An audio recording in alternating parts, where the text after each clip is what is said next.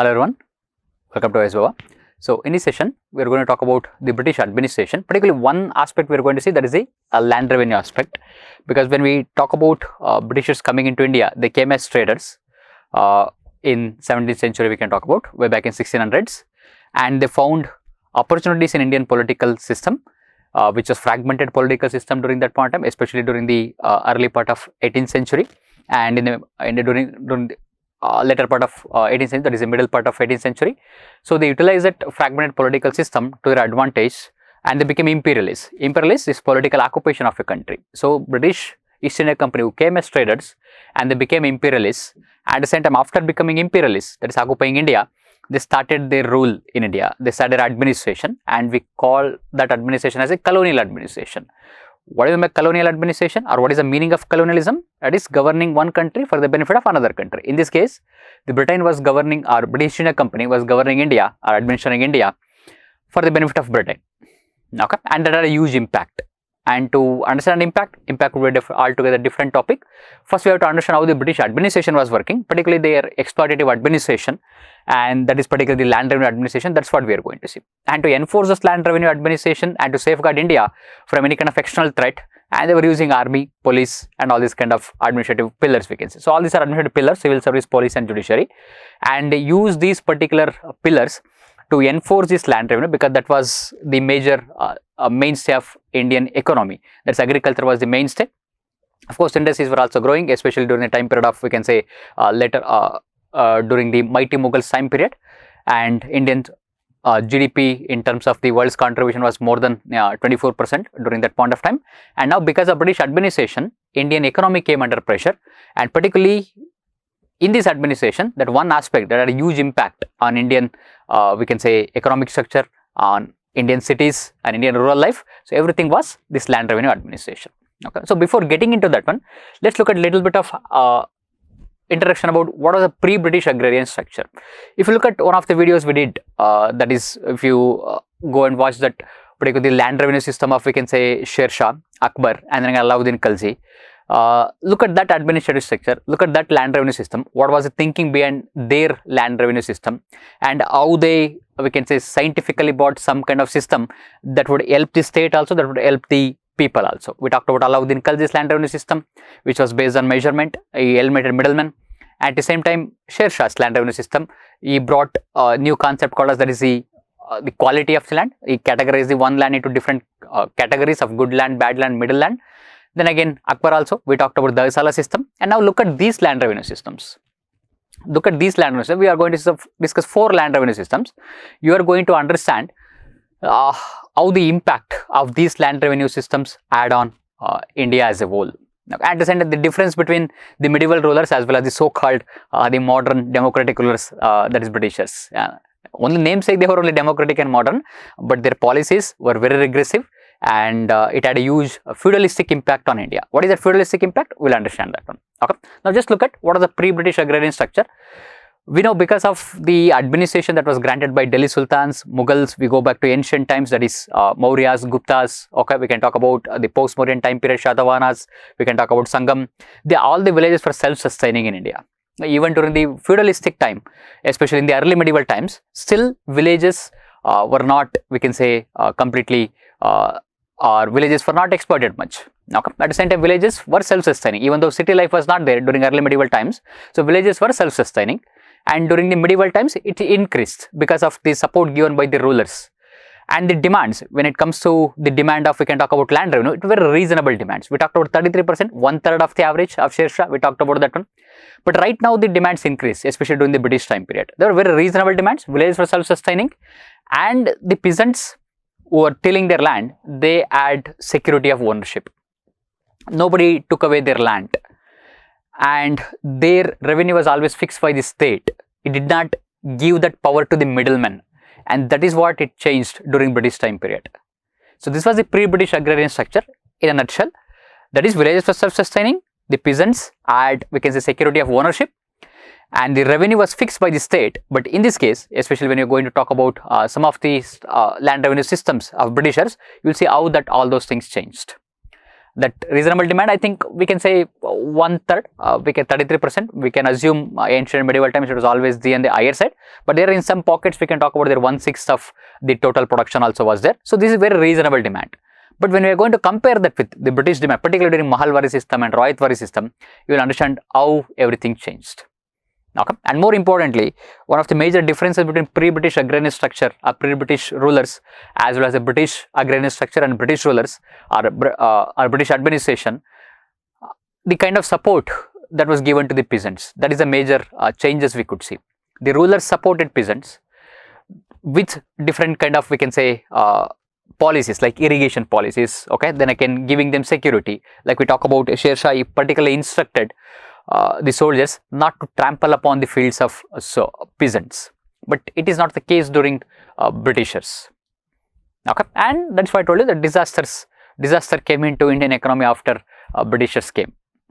Okay, and why? Particularly the disaster happened because they concentrated looting of India's wealth from land revenue, because that was the biggest source of wealth.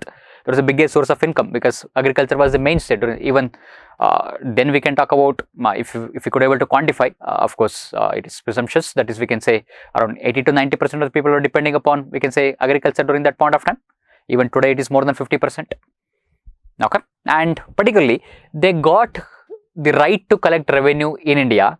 That right is called as the Diwani right. They got it from Shah Alam II, one of the Mughal emperors, in 1765 after Battle of Buxar. What is this Diwani right? This Diwani right is the right to collect taxes. Okay, right to collect taxes. That is how Britishers became rulers in India, from imperialists to colonial rulers. Okay, after this Diwani rights in 1765. And now they brought some land revenue policies, Britishers, and they brought far-reaching changes to Indian revenue system, to Indian economy, and the entire agrarian structure changed. Okay, so you can just compare that with Sher Shah, Alauddin Khalji, and then again we can say Akbar's land revenue policies with the British land revenue policies. They introduced new concepts, new ownership concepts. Previously it was the peasants were the owners, of course state was the ultimate owner, but here they introduced new kind of ownership concept, new land tenures concept, how long one person can hold that particular land. Okay, and at the same time, more importantly, in what aspect it changed? It is in terms of the demand. The demand become very heavy. We will see the numbers, how much tax percentage was there. And these land revenue settlements, there are 4 land revenue settlements are there. One is Ijardari system, Zamindari system, Ryotwari system, and lastly Mahalwari system. So these are the 4 land revenue system we are going to discuss. And there is an interlinkage between each land revenue systems. So we'll probably most people would have learnt about Zamindari, Ryotwari and Mahalwari, not so much about Ijardari. First, let's understand what is Ijardari system. It was introduced in 1772. Before this, there was a dual administration in Bengal. Okay, so dual administration of East India Company and the Nawab, and this was in 1765 to 1772. Okay, so after this 1772, the Ijardari system came into being. Okay, during this dual administration, East India Company had the Diwani right, I told you. That's collection of revenue. Now Nawab had police duties, we can say, taking care of law and order. That is a basic difference between East India Company's administration and Nawab's administration. And now they ended this dual administration in 1772, and now they came up with new land revenue settlement that is called as Ijardari system in 1770. It was brought by Warren Hastings. He was the Governor General then, and rather we can call him as Governor then. Later, after 1770, the Regulating Act, he became Governor General. It is also called as revenue farming system. I will come to what exactly revenue farming is. Okay, I mentioned already, it was brought by Warren Hastings. And where it was introduced, of course, the Britishers first established themselves in these 3 areas, that is Bengal, Bihar and Odisha. It was part of the then Bengal province, which was the richest province then. Okay, Bengal, Bihar and Odisha. Now, what is this revenue farming method or Ijardari system? Now, look at the system. Now, who are the rulers right now? It is East India Company. And who has to pay the taxes? It is the peasants. Okay, millions of peasants were there. At the same time, what was the ancient structure in India? There were some middlemen in between, and those middlemen were, we know, they are zamindars. Okay, they were zamindars. Peasants used to pay taxes to zamindars, and zamindars used to pay to the state. We are talking about ancient. Okay, just to understand better, ancient system and medieval system we are talking about. But right now, that state is East India Company right now. That state is East India Company. But Zamindars are not the owners of these lands. We know that one. Zamindars are only collecting revenue, and Zamindars used to receive some kind of incentives or commission from states, from kings, okay, from different ruling families. And now that state is being replaced by East India Company. We are talking about Bengal, Bihar and Odisha region. Now these Zamindars are also there. Okay. Now peasants are also there. Now what is the new arrangement that East India Company came up with? Now Zamindars had a traditional right. It was a hereditary right to collect the revenue from the areas which they had that Zamindari right. But right now what they did, to give this revenue collection right, what East India Company devised is that one, they come up with a new plan, that is auctioning of that revenue collection right. Zamindars can participate, let's say Zamindar 1, okay, 2, okay, we can do Zamindar 3, whatever number, just for hypothetical reasons, hypothetical assumptions. Now they'll put it for auctioning. Whoever quote the highest amount that they are going to collect from the peasants and they pay it to the East India Company, they are going to get the Zamindari right. Let's say for example, Zamindar 1, he bids, let's say 1000 rupees, he will collect it from peasants and pay it to the East India Company. And he would say, that is, I will collect 900 rupees. He would say, 800 rupees or 700 rupees. So obviously the person which is the highest bidder is going to get that right. Okay. And that is called as the revenue farming. Okay. That is farming out of revenue. Farming out means that is auctioning. So this is called as the farming out revenue collection right. Okay. Farming out revenue collection and its rights. Okay. And in some cases, the same Zamindars, we can also call them as Ijardars. Okay. Ijardars. Understood? So this is how the Ijardars, or we can say middlemen, were chosen by auctioning method, which is called as farming out system. Which is called as farming out. Of course, the person who is bidding highest amount is going to get the right of revenue collection from the peasants. Now the peasants will pay to the Zamindars, or we can say in this case we'll just understand Ijardars. Now Ijardars will pay to the East India Company. And how much they should pay? What was the amount they agreed in this auctioning method? That is how much they have to pay.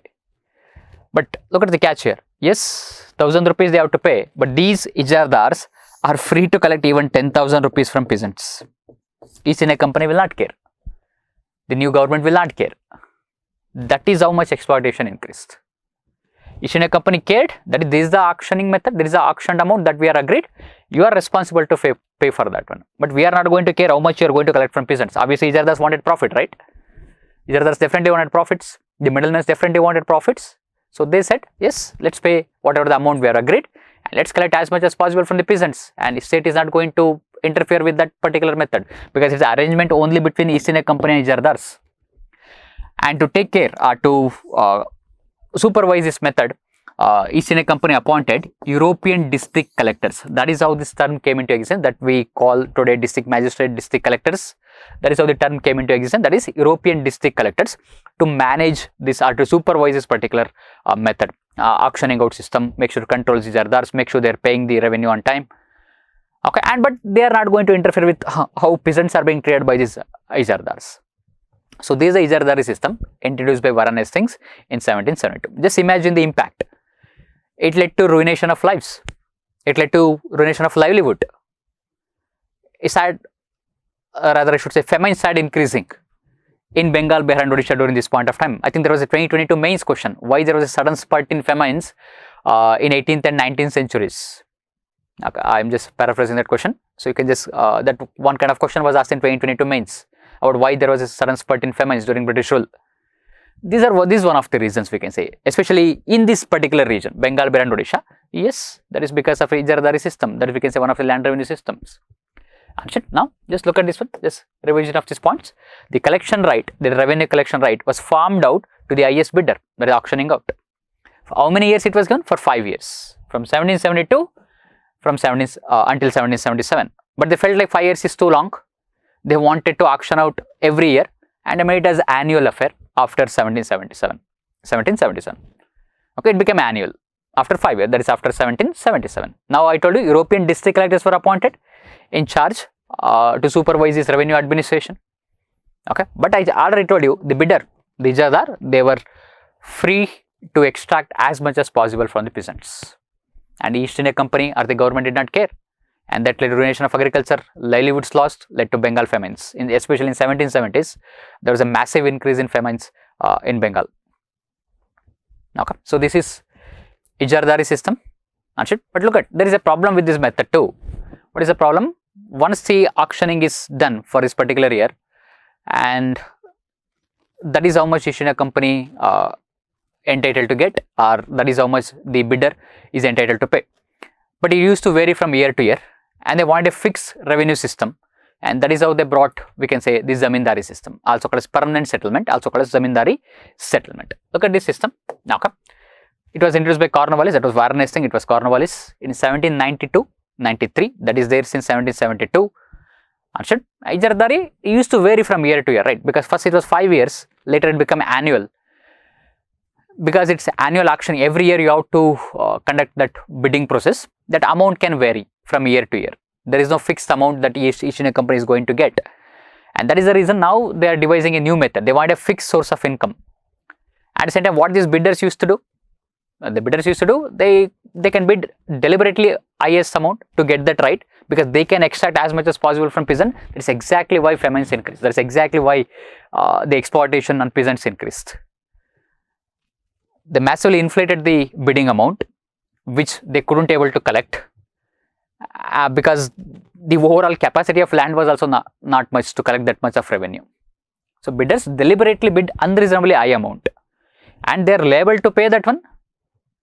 At the same time, they want profit. They are going to put all the pressure on peasants only to extract as much as possible. But the land capacity was very less, like I already mentioned. They bid to, they took it to the absurd level, and even the land capacity, overall revenue capacity was very less itself only. So now what East India Company wanted? It wanted a fixed revenue. Okay, it did not want any kind of changes. It did not want any kind of variations from year to year. Okay, so that is the reason it brought something called as permanent settlement, also called as Zamindari settlement. I'll come to why it is called as Zamindari settlement, because the settlement was with the Zamindars. Zamindars were responsible for payment of taxes to East India Company. Okay, I'll come to that one. And the revenue is fixed. There will be no changes in this revenue. So it is called as permanent settlement. And the same Zamindars who are responsible to pay the revenue, and they are called by different names: Malguzars, Jagirdars, Biswedars. So that is the reason it can also be called in these names too: Malguzari system, Biswedari system, and again Jagirdari system too. But again, Mughal Jagirdari system is different, but this is quite different. Now, why they brought Zamindari system? We already talked about one reason, that is Ijardari used to vary from year to year. That is one of the major reason. Okay. Now look at here. Agriculture was the mainstay, there is no doubt, and East India Company wanted to collect as much as possible.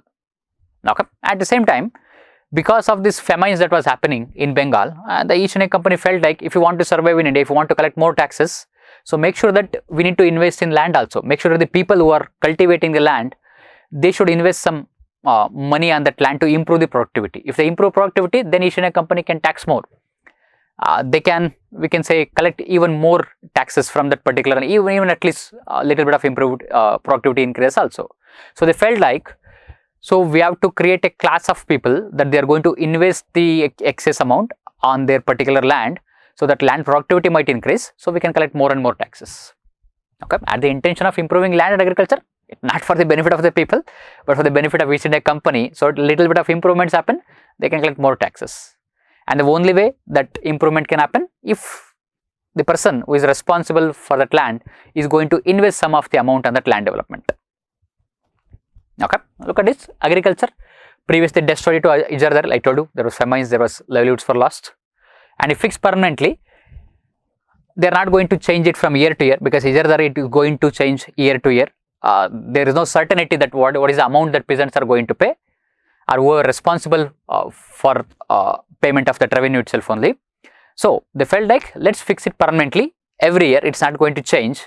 Now the people will have clarity of how much they are going to pay every year, and when anything surplus over there, if anything kind of productivity increases, if surplus production happens, and the productivity, the surplus above the fixed amount will be used as this kind of investments on that particular land. It's not the government that is assuming it is going to invest. They are assuming that we fix the revenue every year, the same amount they are going to pay, and the people are going to they are going to contribute more towards productivity, to increase productivity, and anything surplus they would be used for investment on land. and even by Zamindar or whoever is responsible. I will come to why Zamindar itself. I will come to that one. Okay, so fixed will be a regular income for the company. That is a second advantage, added advantage. So there will be no variation. They wanted certainty in income. Now the company is going to get a fixed income every year. That is not going to change. And more importantly, they don't want to collect from millions of peasants. The reason why they are making zamindars why they made zamindars are responsible for payment of taxes, why they made this arrangement with zamindars. The millions of peasants were there. It was introduced in same area, Bengal, Bihar and Odisha, some part of South India also. It did not want to collect from millions of peasants, and they could collect from few zamindars. That would make their job easier. Okay, and then of course the same zamindars are going to have power right now.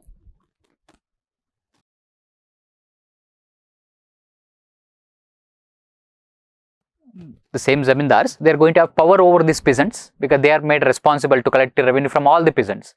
Previously, they had a traditional right. Now, what if we recognize it as officially? What if we give them some kind of documents? They would become ruling class. At the same time, zamindars will become loyal to the Britishers. As zamindars will be officially recognized and they will become loyal to the Britishers. At the same time, any kind of revolts happen. If any kind of revolts happen against Britishers, and now zamindars will take care of it. And that's exactly what happened. Many big zamindar during that point in time, and there were two classes of zamindars, small and bigger landlords. The bigger landlords, they were always sided with the Britishers, and small zamindars who got affected by British policies and they went against Britishers.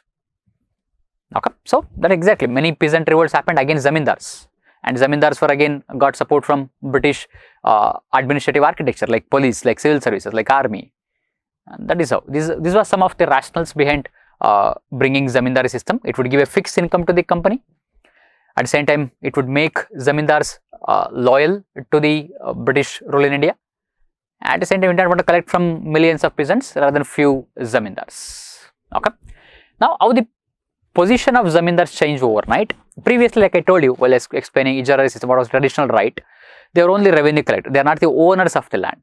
They had only few duties, that is collection of revenue from peasants paid to the state. State will give some kind of share or commission. That is how their position was there. But right now, the zamindars in these areas, they are recognized as the owners of the land. They made this right as a hereditary right, and at the same time they were going to give some kind of patas to the land from which they were previously collecting revenue. That would become their personal land right now. So previously they were collecting revenue from those lands, but right now they have become owners of this particular land. Now peasants lost land. Now the peasants became tenant in their own lands. Okay. Why this happened? There is one advantage. That is, first and foremost we can talk about, that is the zamindars will become the ruling classes. That is an incentive. They felt like if we recognize them as the owners of the land, and they are going to invest more. Okay. So that is one. Secondly, they confuse with European feudalism, because in European feudalism, the same kind of middleman, the zamindar landlords over there, they are owners of land also, and at the same time, they were also responsible for payment of taxes. So if you take European feudalism, they were landlords, they were huge landlords. Okay, we can talk about very big or large landlords were there. That is, they used to own thousands of acres, and certain tenants used to take their land for rent. And his tenants used to pay rent to landlords, and landlords used to pay taxes to the European states. Okay, and landlords were the owners of all these lands too. Okay, tenants were not the owners. But in India, same zamindars were there, but zamindars were not the owners of all this land. Their peasants are the owners. Peasants used to pay to zamindars, and zamindars used to pay to the state.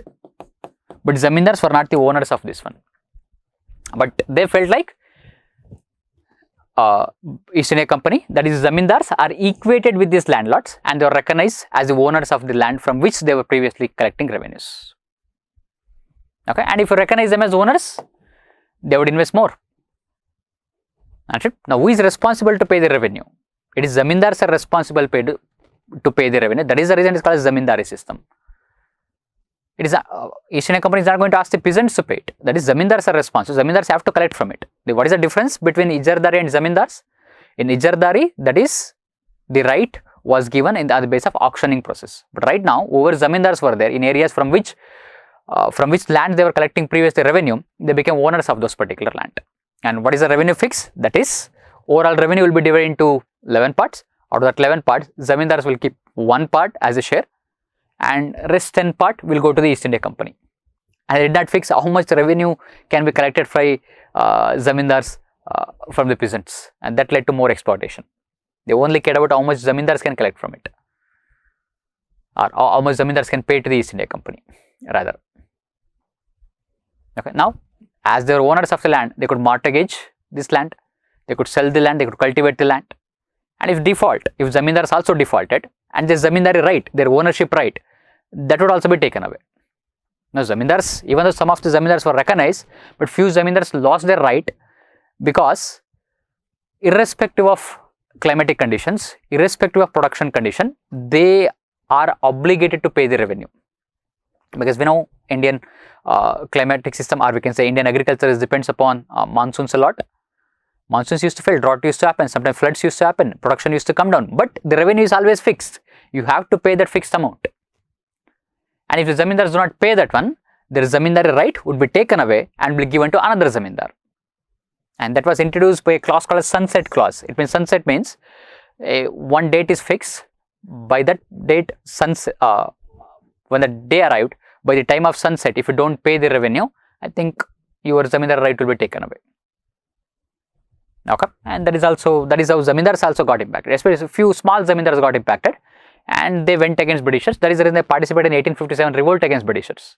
Not all zamindars participated. Big zamindars supported Britishers, but small zamindars who got affected, who lost their zamindari right, and they participated in 1857 revolt against Britishers. That is how we can interrelate topics also. We are interrelating this land revenue system with medieval land revenue systems, and at the same time how this land revenue system is impacting the future events that happened in modern history, that is 1857 revolt. Okay. Now zamindars became big owners. Okay, they are owners of thousands of acres, and what they can do, they can further rent this land for cultivation. The peasants lost the land.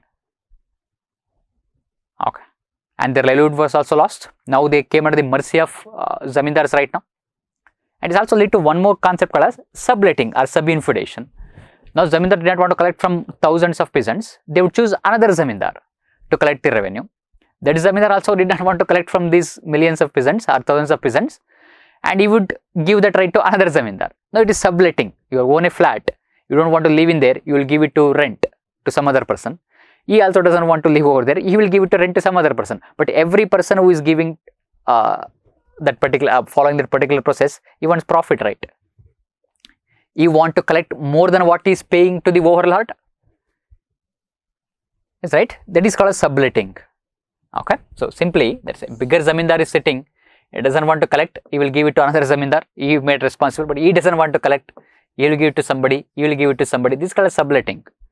Subletting of the same land to different, we can say lords, or we can say zamindars. That is called subinfeudation. That is absentee landlords, because peasants will not be knowing who is the actual owner of this land, who is sitting at the top. Okay, this is called absentee landlordism.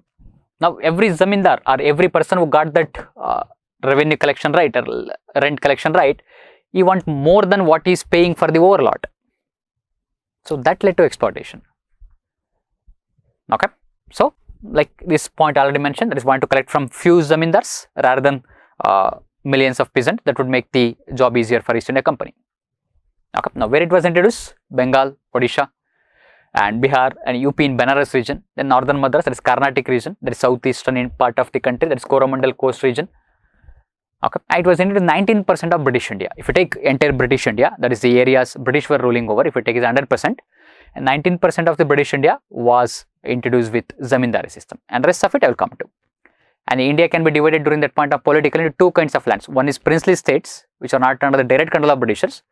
Some other territory which were under direct control of Britishers. If we take that direct control of Britishers land areas 100%, 19% of the areas was with Zamindari system.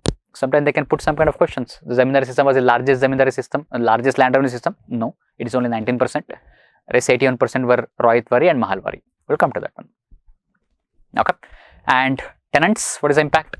Tenants lost their land. In their own land, they became bonded laborers. Now zamindars became overnight owners. Okay, and more impact we can see. Peasant lost land, and tenants, like I think few points we already mentioned, bonded laborers. Okay, if they don't pay the rent, they are going to evacuate they are going to throw away the peasants. That is through these two regulations, 1799 1812 regulations, that gave power to zamindar. Now zamindars have the power to evict tenants from their land if they don't pay the rent, and demand was heavy. And look at the demand in 1765. In these areas, the demand was 64 lakh, but in 1793 it increased to 268 lakh, the very year that introduced a zamindari system. That is how many times it is increased? 4 or 5 times it is increased. Now, this peasants at the mercy of zamindars right now. Okay. At the same time, zamindars had to issue some kind of documents to tenants about that particular land. That was never issued. And at the same time, more importantly, the tenants had to pay more illegal taxes also, more illegal cesses on top of whatever the rent they were paying. Okay. And even I told you, even the eviction of zamindars also happened due to sunset clause. Sorry, spelling mistake. Sunset clause. Okay. And of course, they were deprived of their traditional rights, because traditionally zamindars also had police rights also. If they lose the zamindari right, they will be losing their police right, judiciary rights, because zamindars also acted as judicial arbitrators during ancient and medieval times. So they lost that right also. So they participated in 1857 revolt. So this is the effect or impact of this zamindari system. Now, two systems we discuss. One is ijardari system, one is zamindari system. So the settlement was with ijardars, the settlement was with zamindars. And why was it with zamindars? Zamindars will become a ruling class. If you recognize them as the owners, they are going to invest the surplus amount over that particular land.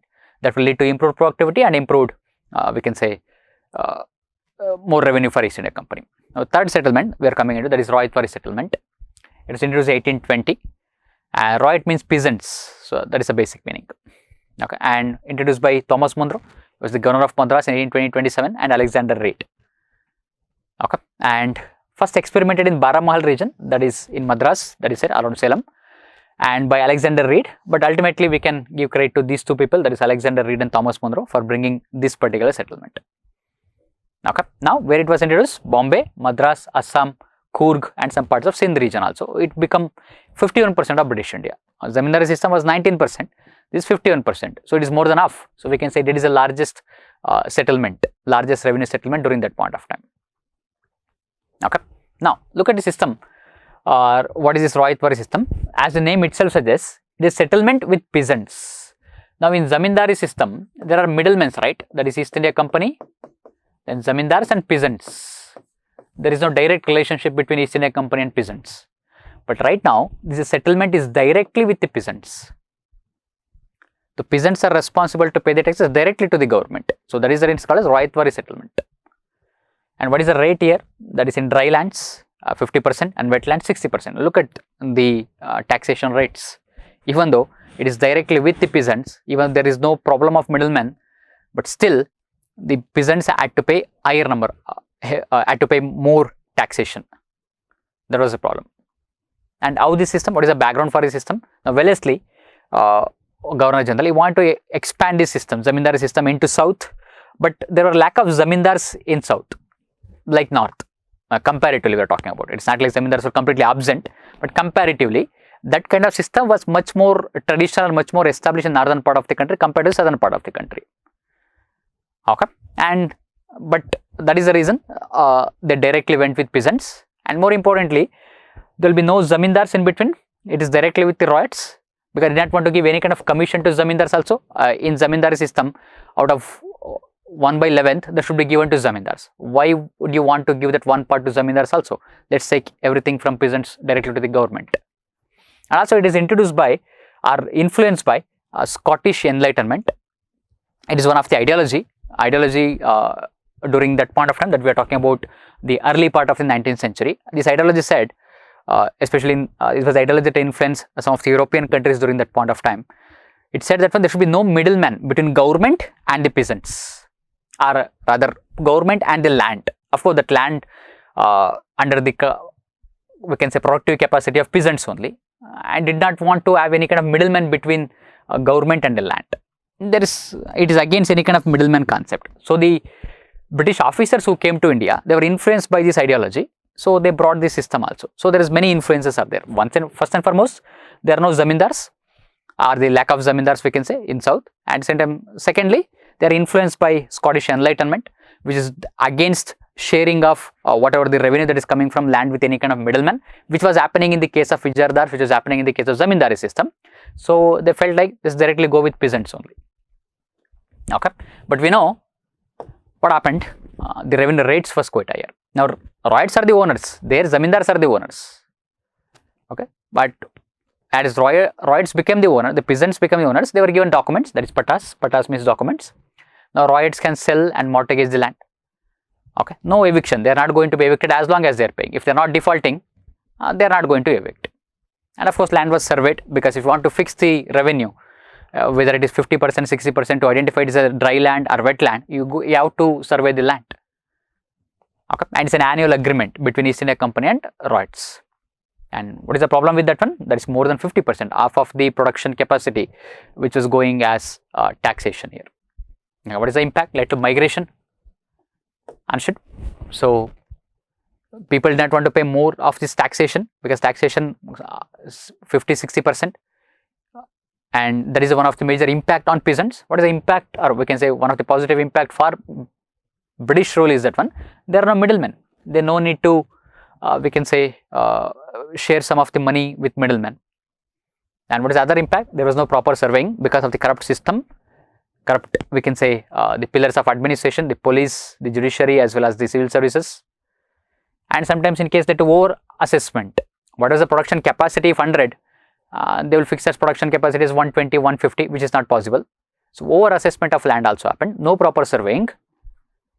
Okay, it led to peasant revolts, that is called Deccan riots in 1875. Introduced in 1820, the impact compounded over a period of time, and the peasants broke out in revolt in 1875. It is called as Deccan riots. I already mentioned the peasants migrated over these lands to other areas where revenue was less, to other princely states also, to other parts of the country where revenue rates were very less. Okay, so this is the impact of Ryotwari settlement. Okay, a few questions were also asked, so we can see this is how we connect the classes. After every topic, we are going to solve the questions of UPSC from last 15 years, from 2011 to 2025. We will solve the question in the class itself only. Okay, so some of the questions were asked with reference to Ryotwari settlement, 2012, way back in 2012. The rent was paid directly by the peasants to the government. Yes, Ryots, a settlement with Ryots, direct payment. The government gave pattas, that is documents. Yes, that is also correct.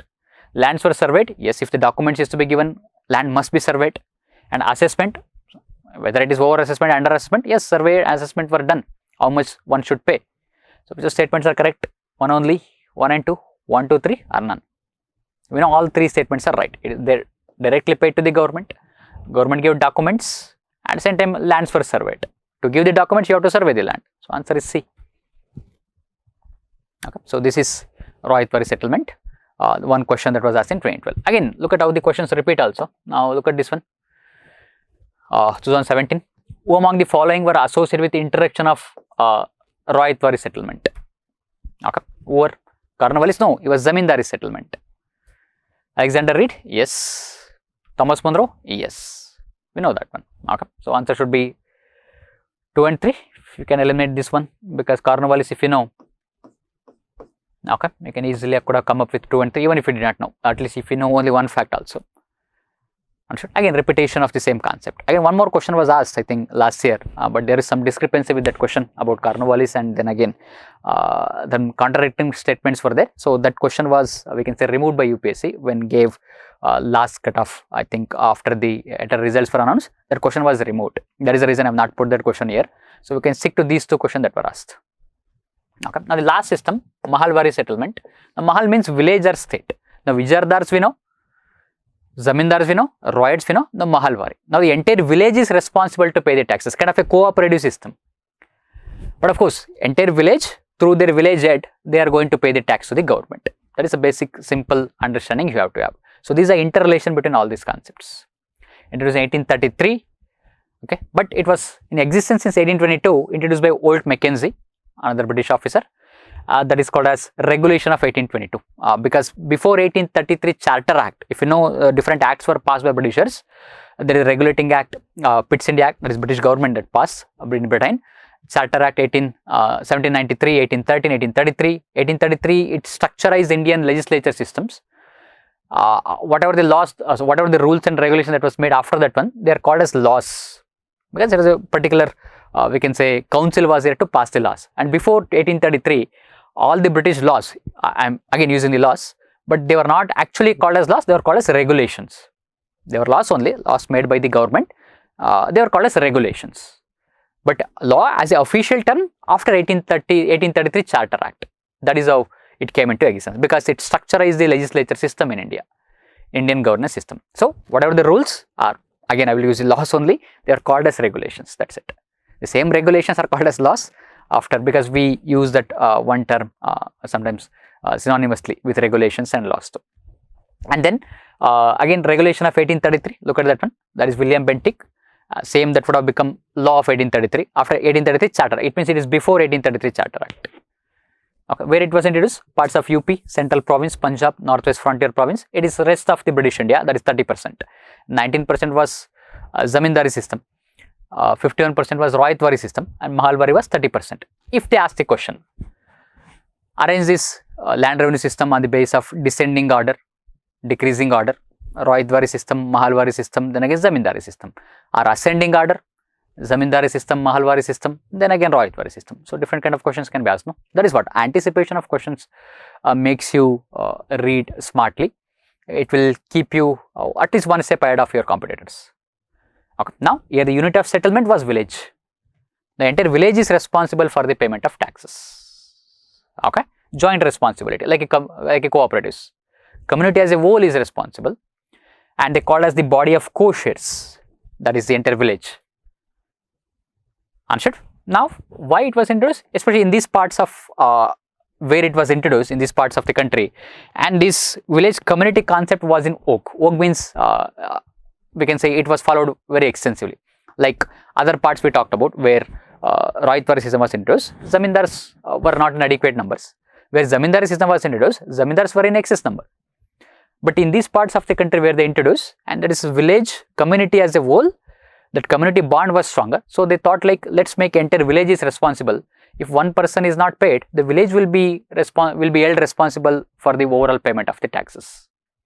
Okay, and now revenue, of course, on the base of the what is the total production of that village, that is the overall production of that mahal. Okay, and this revenue demand was surveyed periodically. And if anybody abandons land from that village, that is advantage to Britishers. If anybody abandons, now other person can take over the cultivation. That land will not lay fallow. Okay. Now other persons can take over, they cultivate, and then they can pay the taxes because they already have the assessed what is the overall production of that mahal. The overall production remains the same. If one person leaves the village, other person can take over the land. So that is how the system was devised. Okay. Now community as a whole considered as the owners of village, and even the surrounding forest areas also. Now village head, he was called as Lambardar, will collect from all the villages and he will pay. Okay. So these are the Mahalwari system was working. But look at the taxation rate, 50 to 66%. In some cases it is 80% also. 80% of the overall production they had to pay as a taxes. Okay. And finally, as a kindness measure, Bentinck revised it to 66%. Okay. And he fixed it for 30 years. It's not going to change. Even if rains fail, floods happen, droughts happen, they are not going to care for this one. So these are differences between the medieval or ancient revenue systems as well as this British revenue system, which is a major reason for we can say the India's poverty. That is what we talk about, poverty and un-British rule in India. Dadabhai Naoroji. He also talk about we can say drain of wealth that was happening in India. A drain of wealth, that is India's wealth was draining into Britain. There is a famous statement made by British officials themselves. Our system acts like a sponge, drawing up all the good things from the Ganges and squeezing them down on the Thames. Thames is a river in London, we know that. Okay, so that is how the system was working. It's squeezing all the resources from India on the banks of Thames. That is Ganges representing India, Ganga river, and of course Thames representing Britain. Okay, so thank you so much. So hopefully you got a good understanding about the land revenue system which was there. At the same time, what kind of questions might come. Yes, this mains question also we discussed one. What could the impact on British, what could the impact of British rule in Indian economy? You can give. Peasants got exploited. Okay, drain of wealth happened. Peasants riots happened, or we can say peasant revolts happened. Okay, and of course later inspiration for freedom movement also. Understood? So thank you so much. See you in the next session.